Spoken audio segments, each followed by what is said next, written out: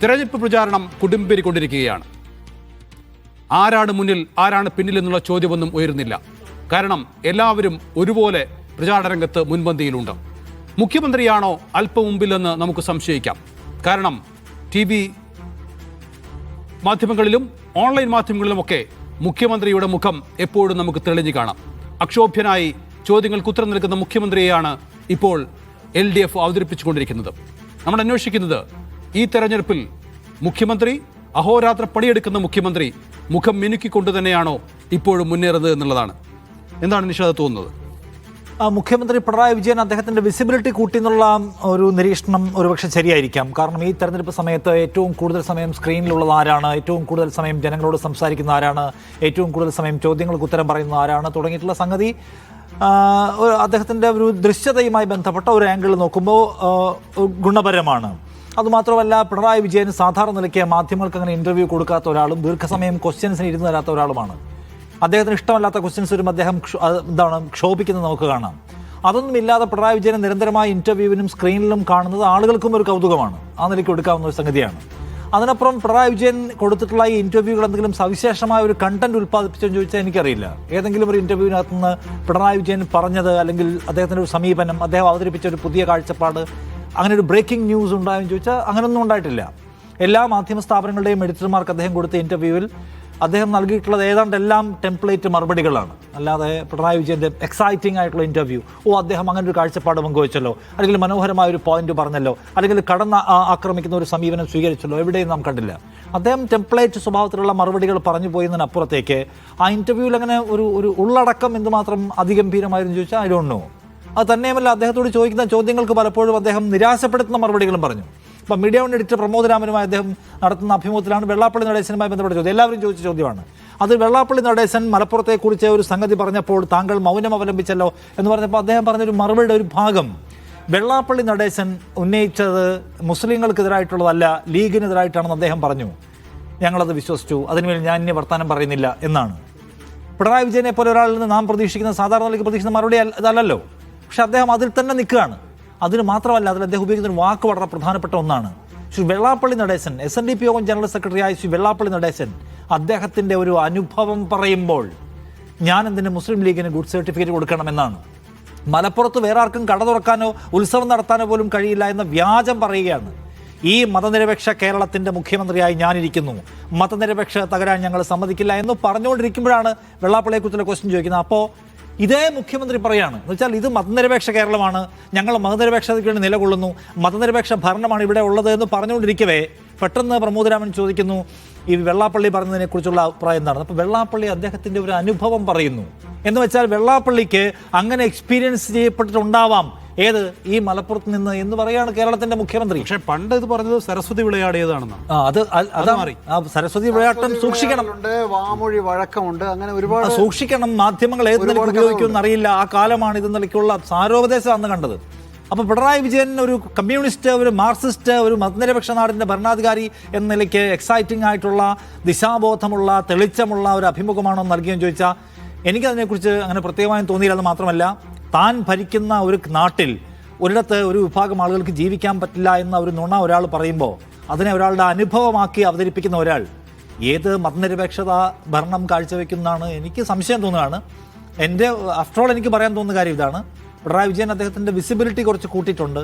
അപ്പോൾ കുറേ ഒക്കെ മുന്നോട്ട് പോയപ്പോൾ CPIM-ന് തന്നെ അതിൻ്റെ PR സംഗതികൾ ചെയ്യുന്ന ആൾക്കാർക്കും തോന്നി ഇതിപ്പോൾ നമ്മൾ ക്ഷേമ പരിപാടികൾ നടപ്പിലാക്കുന്നുണ്ട്, നമ്മൾ കുറച്ച് ഡെവലപ്മെൻ്റൽ പ്രോജക്റ്റ് കൊണ്ടുവരുന്നുണ്ട്. പക്ഷെ എന്നാലും CM-ൻ്റെ ഭാഗത്തു നിന്നുള്ള ചില അരഗൻസ് ചിലപ്പോൾ ഒരു പ്രശ്നമായിട്ട് ആൾക്ക് ഫീൽ ചെയ്യും. ആൾക്കാരത് എടുക്കുമല്ലോ. അപ്പോൾ ഈ നവകേരള സദസ്സ് പോയപ്പോൾ ചെടിച്ചട്ടി എടുത്ത് തത്താലയ്ക്ക് അടിച്ചിട്ട് രക്ഷാപ്രവർത്തനം എന്ന് പറഞ്ഞത്, കടക്ക് പുറത്ത് എന്ന് പറഞ്ഞ് ഇതൊക്കെ കുഴപ്പമാവും തോന്നിയപ്പോഴാണ് സുജിത് ഭക്തൻ എന്ന് പറഞ്ഞ യൂട്യൂബറെ കൊണ്ടുവന്നിട്ട് കടക്ക് പുറത്ത് എന്ന് പറഞ്ഞു.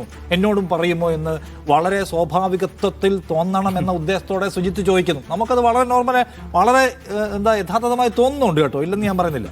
അതിനപ്പോൾ തന്നെ വളരെ പെട്ടെന്ന് മുഖ്യമന്ത്രി റെസ്പോണ്ട് ചെയ്യുന്നു. അതും വളരെ സ്വാഭാവികമായിട്ട് റെസ്പോണ്ട് ചെയ്യാം കേട്ടോ, നമുക്ക് അങ്ങനെ തന്നെ തോന്നുകയും ചെയ്യും. ഇല്ല, കയറി വാടാ മക്കളെ എന്ന്. മോഹൻലാലുമായിട്ടുള്ള ഇൻ്റർവ്യൂവിൽ അദ്ദേഹം മോഹൻലാലിനോട് ചോദിക്കുന്നത് നിങ്ങളുടെ ഏതോ ഒരു കഥാപാത്രം ഉണ്ടല്ലോ ദിനേശൻ എന്നൊക്കെ പറഞ്ഞിട്ടുള്ള മലയാളം സിനിമയിലെ കഥാപാത്രങ്ങളെക്കുറിച്ച് അങ്ങനെ വ്യക്തമായ ഓർമ്മയില്ലാത്ത തിരക്കേറിയ ഒരു രാഷ്ട്രീയക്കാരനെ പോലെ പെരുമാറുന്ന അദ്ദേഹം ഗോഡ് ഫാദറിലെ ഡയലോഗ് ഓർത്തെടുത്ത് വളരെ പെട്ടെന്ന് പറയാണ് കയറി വാടാ മക്കളെ എന്നുള്ളതാണ് എൻ്റെ പുതിയ നിലപാടെന്ന്. അപ്പോൾ ചില ഏരിയാസിൽ ചില ബ്ലോക്ക് കിടപ്പുണ്ടെന്ന് മനസ്സിലാക്കിയിട്ട് അത് തിരുത്താനുള്ള സ്ക്രിപ്റ്റ് അതിനകത്ത് വർക്ക് ചെയ്തിട്ടുണ്ട്.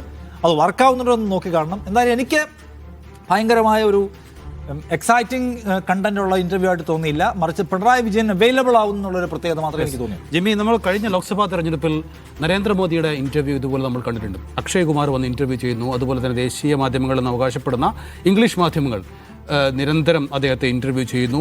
യമുനയുടെ തീരത്ത്, ഗംഗയുടെ തീരത്തൊക്കെ പോയി ഇന്റർവ്യൂ ചെയ്യുകയും ചെയ്യുന്നു. അദ്ദേഹം ചിരിച്ച് കളിച്ച് മറുപടികൾ പറഞ്ഞുകൊള്ളും. അതിനോട് സമാനമായി ഇതിനെ നമുക്ക് ഉപമിക്കാൻ സാധിക്കുമോ? മാധ്യമങ്ങൾ പിണറായി വിജയനോട് ഒരല്പം പേടി കലർന്ന ഒരു അടുപ്പമാണ് എല്ലാ കാലത്തും ഉണ്ടായിട്ടുള്ളത്. പിണറായി വിജയൻ അങ്ങനെയാണ് പല കാലത്ത്. ഇപ്പോൾ പല രാഷ്ട്രീയ നേതാക്കളും അവരുടെ ശരീരഭാഷ കൊണ്ട് നിങ്ങളെ ശരിയായി കളയുമെന്ന് തോന്നുമ്പോൾ ഒന്ന് അറക്കിയ അങ്ങനെ ഒരു സാധനമുണ്ട്. അത് പിണറായി വിജയനോട് എല്ലാ കാലത്തും ഉണ്ടായിട്ടുണ്ട്. ഈ ഇൻ്റർവ്യൂകളിലും ഈ ഭയം ഞാൻ കണ്ടിരുന്നു എനിക്ക് തോന്നുന്നു. പൊതുവെ അങ്ങനെ അങ്ങോട്ട് ഗ്രിൽ ചെയ്യാൻ ആരും ശ്രമിച്ചില്ല. അതിന് ആ ഒരു അറ്റ്മോസ്ഫിയറിൻ്റെ ഒരു ഡെക്കോറം കളയേണ്ടെന്ന് വിചാരിച്ചിട്ടാണെന്നറിയില്ല. പക്ഷേ അത് ഉണ്ടായില്ല എന്നുള്ളത് തോന്നുന്നു. പക്ഷേ 2-3 ചില കാര്യങ്ങൾ പുറത്തു വന്നുള്ളത് വളരെ പ്രധാനപ്പെട്ടതാണ്. വെള്ളാപ്പള്ളി നടേശനെ അദ്ദേഹം പൂർണ്ണമായും സംരക്ഷിച്ചു എന്ന് മാത്രമല്ല, ഒരു പ്രധാനപ്പെട്ട കാര്യം ഒരു ചോദ്യമായി വരുന്നു. നമ്പൂതിരി മുതൽ നായാടി വരെയുള്ള സമുദായങ്ങൾ ഒന്നിക്കണമെന്ന് വെള്ളാപ്പള്ളി പറയുമ്പോൾ അതിൻ്റെ അർത്ഥം മുസ്ലിങ്ങൾ മാത്രമല്ലേ പുറത്തെന്നാണ്. അതിനും പിണറായി വിജയൻ പറഞ്ഞ മറുപടി അദ്ദേഹം മുസ്ലിം ലീഗിനെ കുറിച്ചല്ലേ പറഞ്ഞതെന്നാണ്. ഈ നമ്പൂതിരി മുതൽ നായാടി വരെ എന്ന പ്രയോഗത്തിന് അതോടെ മുസ്ലിം ലീഗ് അറിഞ്ഞൂടാ. പൊളിഞ്ഞു പാളീസായിപ്പോയ ഉത്തരം 1. 2, ജമാഅത്തെ ഇസ്ലാമിയായ നിങ്ങളുടെ വിരോധം തുടങ്ങുന്നത് എങ്ങനെയാണ് ചരിത്രമൊക്കെ പറയുമ്പോൾ അവസാനം പറഞ്ഞ പിണറായി വിജയൻ പറഞ്ഞു അവർ ഞങ്ങൾക്കെതിരെ തിരിഞ്ഞപ്പോൾ ഞങ്ങൾ അവർക്കെതിരെയും തിരിഞ്ഞു. അവർ പൊളിറ്റിക്കലായി നീങ്ങിയപ്പോഴാണ്. അതും ഒരു പുതിയ റെവലേഷനാണ്. ഇത്രയും കാലം വർഗീയത എന്ന് പറഞ്ഞതിന് ശേഷം മുഖ്യമന്ത്രി പിണറായി വിജയൻ പറഞ്ഞത്, അദ്ദേഹം പാർട്ടി സെക്രട്ടറി ആയിരുന്ന കാലത്താണ് നിലപാട് ഷിഫ്റ്റ് ചെയ്ത് തുടങ്ങുന്നത്. അവർ ഞങ്ങൾക്കെതിരെ തിരിഞ്ഞപ്പോൾ ഞങ്ങളും തിരിഞ്ഞു. ഇത്രയേ ഉള്ളൂ പ്രശ്നം എന്നും പറയുകയാണ്. 3, ശബരിമലയിലെ സ്ത്രീ പ്രവേശനത്തിൻ്റെ കാര്യത്തിൽ 4 വോട്ടിനും എങ്ങനെയായിരുന്നു, കുറച്ച് വോട്ടുകൾക്കും 4 സീറ്റിനും വേണ്ടി ചെറ്റത്തരം ചെയ്യുന്നവരല്ല എന്ന് പറഞ്ഞ അതേ പിണറായി വിജയൻ നമ്മൾ ഈ ഇൻ്റർവ്യൂ സീരീസിൽ നമ്മൾ കാണുമ്പോൾ അദ്ദേഹം അത് കോടതി വരെ നിലപാട് മാറ്റിയില്ല എന്നും പ്രത്യേകം പറയാതെ കോടതി ഞങ്ങളോട് അങ്ങനെ ചോദിച്ചില്ലല്ലോ എന്നും ഒക്കെ പറഞ്ഞ് പല സാങ്കേതികളുടെയും പിന്നിൽ ഒളിച്ചിരിക്കുന്ന പിണറായി വിജയനാണ് ഞാൻ കണ്ടത്. ചുരുക്കത്തിൽ പിണറായി വിജയൻ ഒരു കാര്യം കൂടി, യോഗിയുടെ സന്ദേശം യോഗി ആദിത്യനാഥിനെ നിങ്ങൾ പരിപാടിക്ക് ക്ഷണിച്ചില്ലെന്ന് ചോദിക്കുമ്പോൾ യോഗിയെ ക്ഷണിച്ചോ? ഉത്തരപ്രദേശ് എനിക്ക് ഓർമ്മയില്ല കേട്ടോ. എന്നെ കടലാസം കണ്ട് വായിച്ചു, ഇങ്ങനെയുള്ളൂ.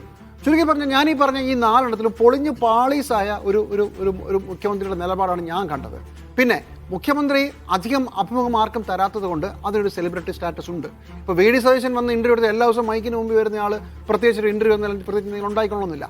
ആ ഒരു എക്സ്ക്ലൂസിവിറ്റി മാത്രമാണ് ഉണ്ടായിരുന്നത്. അത് അതിൻ്റെ ഗുണം ഉണ്ടായിട്ടുണ്ട്. That's all. അജിംസിന് തോന്നുന്നുണ്ട്. എനിക്ക് തോന്നിയത് ഇതൊരു സ്ക്രിപ്റ്റഡ് ഇൻ്റർവ്യൂകളായിട്ടാണ് എല്ലാവരുടെയും തോന്നിയത്. സ്ക്രിപ്റ്റഡ് എന്ന് പറയാൻ കാരണം ഈ ചോദിക്കുന്ന ചോദ്യം എന്താണെന്ന് പ്രഡിക്റ്റ് ചെയ്യാൻ കഴിയുന്ന ചോദ്യങ്ങൾ. ഇപ്പോൾ പിണറായി വിജയനെതിരെ എന്തൊക്കെ ചോദ്യങ്ങൾ വരും എന്നുള്ളത് സ്വാഭാവികമായിട്ടൊരു പ്രേക്ഷകന് തന്നെ പ്രഡിക്റ്റ് ചെയ്യാൻ കഴിയും. സ്ക്രിപ്റ്റഡ് എന്നുള്ളത് അക്ഷരാർത്ഥത്തിൽ പ്രയോഗിക്കാൻ പറ്റും. അങ്ങനെയല്ല ഞാൻ പറയുന്നത്, അത് പ്രഡിക്റ്റ് ചെയ്യാൻ പറ്റുമെന്നുള്ളതാണ്. അപ്പോൾ ഈ ഇന്ന ചോദ്യങ്ങൾക്ക് ഇന്ന മറുപടി പറയാം. അതിൽ നിന്ന് ആകെ അൺഎക്സ്പെക്റ്റഡ് ആയിട്ട് വന്ന ചോദ്യങ്ങൾ നമ്മുടെ എഡിറ്റർ നടത്തിയ അഭിമുഖത്തിൽ മാത്രമാണ്. അത് പ്രത്യേകിച്ചും വെള്ളാപ്പള്ളി നടേശനിൽ സ്റ്റിക്ക് ഓൺ ചെയ്തുകൊണ്ടും ശബരിമല കേസ് ഓർമ്മിപ്പിച്ചുകൊണ്ടും അയ്യപ്പ സംഘത്തിൽ യോഗിയുടെ കത്ത് വായിച്ചതും അത് അൺഎക്സ്പെക്റ്റഡ് ക്വസ്റ്റ്യൻസ് ആണ്. അൺഎക്സ്പെക്റ്റഡ് ക്വസ്റ്റ്യൻസിലാണ് യഥാർത്ഥത്തിൽ പിണറായി വിജയൻ പാളിപ്പോയത്. അപ്പോൾ യോഗി ആദിത്യനാഥിന് പാളിപ്പോകാൻ അത് സ്ക്രിപ്റ്റ് എന്ന് ഞാൻ ഉദ്ദേശിക്കുന്നത് സ്ക്രിപ്റ്റ് എന്ന് ഞാൻ ഉദ്ദേശിക്കുന്നത് ഇൻ്റർവ്യൂ ചെയ്യപ്പെടുന്നയാൾ തയ്യാറാക്കിയ സ്ക്രിപ്റ്റിനെ കുറിച്ചാണ്. അല്ലാണ്ട് മാധ്യമങ്ങൾക്ക് സ്ക്രിപ്റ്റ് കൊടുത്തിട്ട് ചെയ്യിപ്പിച്ചു എന്നുള്ള അർത്ഥത്തിലല്ല. ഇന്ന ക്വസ്റ്റ്യൻ വരാൻ സാധ്യതയുണ്ട് എന്ന് പ്രതീക്ഷിച്ച് പോയി പഠിച്ചതിനെ ആൻസർ ചെയ്യാൻ പറ്റുള്ളൂ. പഠിക്കാതെ നടത്തിയ ആൻസറുകളൊക്കെയാണ് പാളിപ്പോയിട്ടുള്ളത്. പിന്നെ ജിമ്മി പറഞ്ഞതുപോലെ ഒരു അനാവശ്യമായ ഭക്തി, ഭയം മാധ്യമങ്ങൾക്ക് മുഖ്യമന്ത്രിയോട്. നമ്മുടെ മുമ്പിൽ വന്നിരിക്കുന്ന പിണറായി വിജയൻ ധർമ്മടത്തെ കാൻഡിഡേറ്റാണ്. അതാണ് നമ്മൾ ശ്രദ്ധിക്കേണ്ട ഒരു കാര്യം. ധർമ്മടത്ത് 3-ാം ഊഴം തേടുന്ന ഒരു കാൻഡിഡേറ്റാണ് നമ്മുടെ മുമ്പിൽ വന്നിരിക്കുന്നത്. കേരള CM ഇൻ്റർവ്യൂ ചെയ്യാനല്ല നമ്മൾ പോകുന്നത്. ധർമ്മടത്ത് സ്ഥാനാർത്ഥിയാണ്. അദ്ദേഹത്തിനാണ് വോട്ട് വേണ്ടത്. അദ്ദേഹത്തിൻ്റെ മുന്നണിയാണ് വോട്ട് ചോദിക്കുന്നത്. അദ്ദേഹത്തിൻ്റെ പാർട്ടിയാണ് വോട്ട് ചോദിക്കുന്നത്. അപ്പോൾ കുറേ കൂടി കുറച്ചുകൂടി അഗ്രസീവ് ആവാമായിരുന്നു എല്ലാവരും. നമ്മുടെ എഡിറ്റർ ഉൾപ്പെടെ കുറച്ചുകൂടി അഗ്രസീവ് ആവണമെന്ന അഭിപ്രായമാണ് എനിക്കുണ്ടായിരുന്നത്. ഇതിനകത്തൊരു കാര്യമുണ്ട്. പിണറായി വിജയൻ്റെ കാര്യം നിങ്ങൾ ശ്രദ്ധിക്കണം. പിണറായി വിജയൻ ഈ സംഭവങ്ങളിന്മേൽ അപ്പോൾ റെസ്പോണ്ട് ചെയ്ത് പോകാത്തൊരു മുഖ്യമന്ത്രിയാണ്. ഇപ്പോൾ തെരഞ്ഞെടുപ്പിൽ വലിയ പരാജയം ലെഫ്റ്റിനുണ്ടായെന്ന് കരുതുക. അദ്ദേഹം 3 ആഴ്ചത്തേക്ക് ആരെയും കാണില്ല. അപ്പൊ പിന്നെ അദ്ദേഹത്തെ തൃക്കാക്കര തെരഞ്ഞെടുപ്പ് ഇതുവരെ മറുപടി പറഞ്ഞിട്ടില്ല. പറഞ്ഞില്ല. അപ്പൊ പിന്നെ അദ്ദേഹത്തെ എപ്പോഴെങ്കിലും കിട്ടുക എന്ന് പറയുന്നത് വലിയ സംഗതിയായിട്ട് ആൾക്കാർ കാണും. പല ചോദ്യങ്ങൾക്കുള്ള ഉത്തരം 1.5 വർഷം കഴിഞ്ഞൊക്കെ ആയിരിക്കും കിട്ടുക. മറ്റൊരു പ്രശ്നം കൂടിയുണ്ട് നിഷാദേ, ഈ ഉമ്മൻചാണ്ടി മുമ്പ് വേണുവിന്റെ മുമ്പിൽ നിന്ന് എഴുന്നേറ്റ് പോയൊരു സംഭവം ഉണ്ടല്ലോ. അങ്ങനെ എഴുന്നേറ്റ് പോയി കഴിഞ്ഞാൽ സീനാകെ ബോറാവുമല്ലോ എന്നൊരു കരുതൽ കൂടി ഉണ്ടാവും. സാധാരണ നിലയ്ക്ക് മുഖ്യമന്ത്രി ക്ഷോഭിക്കേണ്ട സംഗതികളൊക്കെ ഉണ്ടായിട്ടുണ്ട്. പക്ഷെ അങ്ങനെ ക്ഷോഭിക്കാൻ പാടില്ല എന്ന കരുതലോടെയാണ് അദ്ദേഹം അവിടെ ഇരുന്നിട്ടുള്ളതെന്ന് നമുക്ക് കാണാൻ പറ്റും. മൊത്തം നോക്കും.